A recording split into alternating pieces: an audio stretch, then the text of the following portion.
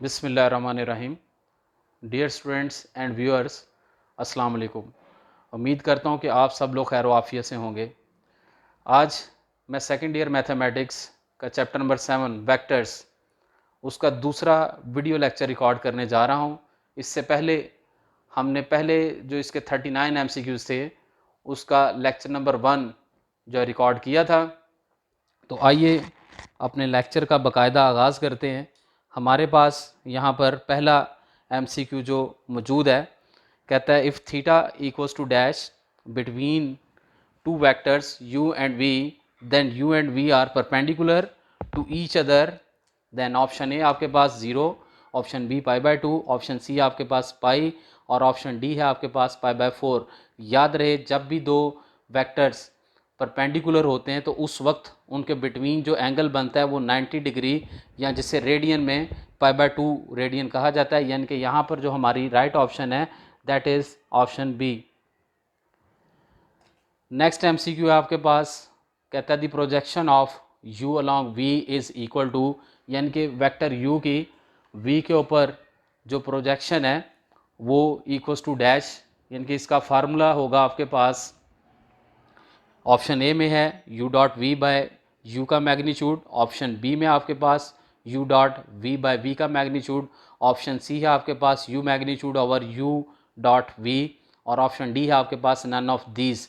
तो याद रहे, अगर प्रोजेक्शन u लॉन्ग v हो तो फार्मूला होता है u dot v by v का मैग्नीट्यूड, और अगर v अलॉन्ग u हो तो फिर होगा u dot v by u का मैग्नीट्यूड। तो यहाँ पर आपके पास जो राइट ऑप्शन है that is option B. Next one है आपके पास MCQ 42 j cross j equals to dash. तो याद रहे, जब भी सेम वेक्टर्स का क्रॉस प्रोडक्ट लिया जाता है तो उसका आंसर जो है वो 0 के इक्वल होता है। तो यहाँ पर हमारे सामने ऑप्शन ए में 0 लिखा गया, तो आपकी जो राइट ऑप्शन है that is option A. Next one है आपके पास 43 MCQ j cross k equals to dash. तो इसके लिए मैं आपको एक मेथड सिखाता हूँ। यहाँ पर बच्चों आपने यहाँ पर एक सर्कल ड्रा कर लेना इस तरीके से और क्लॉकवाइज इस पर एरोस लगा देने हैं। यहाँ लिखना है आपने I J और K। अगर वो कहे कि I क्रॉस J तो याद रखें कि वो इक्वल्स टू होगा K के। वो कहे J क्रॉस K तो वो इक्वल टू होगा I के। वो कहे कि अगर आपने कैलकुलेट करना है K क्रॉस I तो वो इक्वल टू आ जाएगा J के। तो ये इस सर्कल की मदद से आपने जो है वो direct J cross I cross J या K क्रॉस I जो है वो कैलकुलेट कर सकते हैं। या फिर इसके अलावा हमारे पास जो है वो क्रॉस प्रोडक्ट निकालने का फार्मूला भी है, हम डिटर्मिनेंट में पुट करते हैं। वो ज़रा लेंथी प्रोसीजर हो जाता है, इसलिए एक शॉर्ट प्रोसीजर से आपको जो है ना वो सिखा रहा हूँ।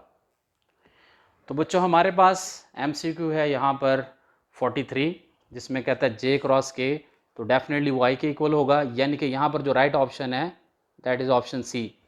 उसके बाद आपके पास MCQ 44 कहता है if u and v be any two vectors and u cross v equal to 0 then option A है u equal to 0 और v equal to 0, u equal to 0 and v equal to 0, u is equal to 0 and v does not equals to 0, और D option है आपके पास u equal to 0 और v equal to 0।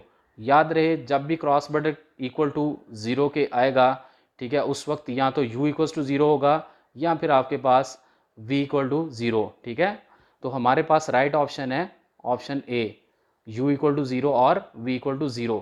उसके बाद है 45 MCQ कहता है if u equals to I x1 y1 z1 and v equals to x2 y2 z2 then u cross v, यानी कि इनका क्रॉस प्रोडक्ट कैलकुलेट करने का फार्मूला क्या होगा। तो सिंपल है, आपने जो है वो इसके जो x1 y1 z1 है, ठीक है, कंपोनेंट्स हैं along x axis y axis and z axis, उनको डिटर्मिनेंट में पुट करना होता है और डिटर्मिनेंट को एक्सपेंड करते हैं, आंसर आ जाता है। ठीक है। तो u क्रॉस v है, तो u के जो आपके पास कंपोनेंट्स हैं उनको पहले लिखा जाएगा और v के कंपोनेंट्स को बाद में लिखा जाएगा। अगर के v क्रॉस u, तो v के कंपोनेंट्स को पहले, u के कंपोनेंट्स को बाद में। तो यहाँ देखते हैं हम फार्मूला में, क्योंकि u क्रॉस v आपने कैलकुलेट करना है। ऑप्शन ए है आई के जे, ठीक है। और ऊपर ही देखें ना, यहाँ पर उसने जो है वो गलत लिख दिया, तो आता है आई जे के, तो इसे हम रिजेक्ट करते हैं। आई जे के, ठीक है, x1 y1 z1 x2 y2 z2। तो हमारी फिर यहाँ पर जो राइट ऑप्शन है वो है ऑप्शन बी।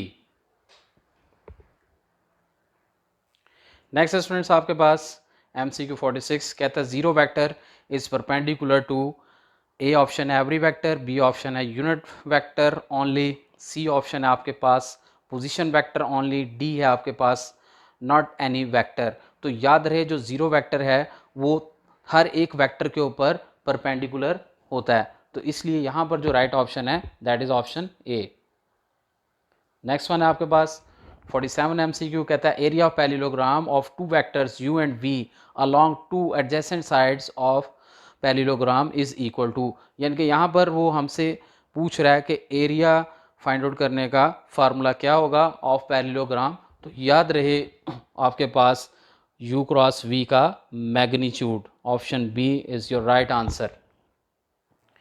MCQ आपके पास 48 कहता है the dash is 1/6 of the volume of the parallelepiped, कहता है volume of tetrahedron, volume of parallelepiped, volume of the triangle, none of these. तो याद रहे 1/6 of volume of parallelepiped is equal to the volume of the tetrahedron, यानी कि आपके पास जो राइट ऑप्शन है यहाँ पर that is option A. Next one है आपके पास 49 MCQ कहता है if any two vectors of scalar triple product are equal then its value is equal to 0। 49 MCQ का जो राइट ऑप्शन है दैट इज ऑप्शन ए। उसके बाद है आपके पास MCQ 50 कहता है if theta is the angle between the two vectors u and v then theta equals to dash. Option A है cos u dot v over u का मैग्नीट्यूड, v का मैग्नीट्यूड, बी है cos inverse u dot v, C है आपके पास cos inverse 1 over u का magnitude, v का magnitude, option D है आपके पास cos inverse u dot v by u का मैग्नीट्यूड, v का मैग्नीट्यूड। तो ये फार्मूला है, ठीक है, जिसकी जो राइट ऑप्शन है that is option D. Next one है आपके पास कहता है area of triangle equals to dash if u and v are the vectors along two adjacent sides of the triangle। तो अगर पैरेललोग्राम के एरिया को आप 2 पर डिवाइड कर देना तो वो एरिया ऑफ ट्राइंगल बन जाता है। तो यहाँ पर आपके पास जो राइट ऑप्शन है दैट इज ऑप्शन ए। उसके बाद है आपके पास नेक्स्ट MCQ 52 कहता है a unit vector is defined as a vector whose magnitude is 1, यानी कि ऐसा वेक्टर जिसका मैग्नीट्यूड 1 के इक्वल हो उसे आप यूनिट वेक्टर कहते हैं। तो राइट ऑप्शन है आपके पास सी। नेक्स्ट वन है आपके पास 53 MCQs कहता है vector whose initial point is the origin and the whose terminal point is P is called the dash of the point P and it is written as OP। Unit vector, null vector, position vector, none of these. तो ये होता है आपके पास position vector, यानी कि right option इसकी आ गई सी। उसके बाद है आपके पास 54 MCQ कहता है the position vector of any vector in small xy plane is r xi z k, B है आपके पास r equals to y j z k, C है आपके पास r equals to x i plus y j. तो याद रहे plane में जो उसके कंपोनेंट्स होते हैं वो x और y होते हैं, ठीक है, और उनके साथ जो यूनिट वेक्टर होते हैं i और j। तो यहाँ पर जो राइट ऑप्शन है आपके पास है सी। उसके बाद आपके पास MCQ 55 कहता है u equals to x1 y1 and v equals to x2 y2 are any two non-zero vectors in the plane then the dot product of u and v is equal to। तो जब भी dot product calculate किया जाता है x का component x के component से multiply होगा और y का y के साथ, ठीक है, दरमियान में आपके पास आ जाता है प्लस। तो x1 x2 plus y1 y2। तो देखते हैं यहाँ पर जो हमारी राइट ऑप्शन है ऑप्शन बी। कहता है 56 आपके पास MCQ है,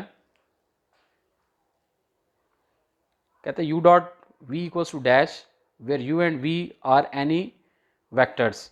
तो ए ऑप्शन है minus u dot v, B है v डॉट यू और सी है minus u dot v, D है नन ऑफ दीज। तो याद रहे जो डॉट प्रोडक्ट होता है स्केलर प्रोडक्ट होता है, यानी कि u dot v equals to होता है v डॉट यू। तो यहाँ पर जो राइट ऑप्शन है आपके पास दैट इज ऑप्शन बी। उसके बाद आपके पास 57 MCQ कहता है for any 3 vectors u v and w u dot v cross w is written as. तो ये आपके पास जो है वो लिखा जाता है u cross v dot w, यानी कि आपकी राइट ऑप्शन है बी। नेक्स्ट स्टूडेंट्स आपके पास 58th MCQ कहता है the position vector of a point p -1 2 3। तो ये आपके पास स्पेस में एक वेक्टर है, तो -1 जो है वो आपके पास x का कंपोनेंट और जो आपके पास है 2 वो y और इसी तरह 3 आपके पास k। तो देखते हैं यहाँ पर आपके पास यानी कि सिंपल है, इसके साथ i j k लगा देना आपने, -i + 2j + 3k -i + 2j + 3k। Right option आपकी आ गई ऑप्शन सी। उसके बाद आपके पास 59 MCQ कहता है if a and b are unit vector and theta is the angle between them then the vector a + b is a unit vector if theta equals to dash. तो ये एक technical आपके पास MCQ है, इसको ज़रा गौर से समझना है। आपको मैं इसका सोल्यूशन दिखाता हूँ। देखें बच्चों, जब उसने कहा कि a + b जो है वो आपके पास एक यूनिट वेक्टर है तो डेफिनेटली उसका मैग्नीट्यूड इक्वल्स टू होगा 1k। ठीक है, तो हमने लिखा सिंपल सोल्यूशन में कि a + b का मैग्नीट्यूड इक्वल्स टू है 1k, क्योंकि a + b जो है वो एक यूनिट वेक्टर है। अगर हम इसका स्केयर लें तो स्केयर इक्वल्स टू होगा a + b dot a + b। ठीक है, अब क्योंकि a + b जो है वो एक यूनिट वेक्टर है तो डेफिनेटली इसका मैग्नीट्यूड इक्वल्स टू है 1k, ये भी इक्वल्स टू आ जाता है 1k। यहाँ पर a + b के स्केयर का फार्मूला ओपन किया which is a² + 2ab + b²। अब क्योंकि हमने कहा कि a और b जो है वो यूनिट वेक्टर हैं तो उनका मैग्नीट्यूड भी इक्वल्स टू क्या होगा 1k। यहाँ पर भी 1 लगा दिया, यहाँ पर भी 1 लगा दिया आपने। ठीक है, और दूसरी तरफ 1 1 से मल्टीप्लाई हुआ तो 1 आ गया। ठीक है, 1 + 1 आपके पास 2 हो गया, ये 2ab, ये 2 इस तरफ आकर माइनस हुआ, -1 आ गया, और ये जो 2 यहाँ पर मल्टीप्लाई में इस तरफ आकर हो गया डिवाइड। ठीक है, तो a डॉट बी आपके पास इक्वल टू आ गया -1/2k। लेकिन बाय डेफिनेशन जो आपके पास है डॉट प्रोडक्ट की उसके मुताबिक a dot b equals to होता है a का मैग्नीट्यूड b का मैग्नीट्यूड cos ऑफ थीटा। तो a डॉट बी की जगह पर आप लगाते हो -1/2। ठीक है, इन दोनों का मैग्नीट्यूड इक्वल्स टू है 1k, कोस इन्वर्स हुआ -1/2 आपके पास होता है 120 डिग्री या फिर 2π/3, यानी कि जो हमारी राइट ऑप्शन होगी वो 2π/3। तो यहाँ पर आपके पास option C is your right answer. Next आपके पास 60 MCQ कहता है theta equals to dash between 2 vectors u and v then u and v are collinear. ठीक है, ए ऑप्शन है 0, बी ऑप्शन है 1, सी ऑप्शन 3π/2, डी ऑप्शन है आपके पास π/2। तो यहाँ पर राइट ऑप्शन आपके पास है ए, एंगल 0 के इक्वल हो तब वो कोलिनियर होंगे।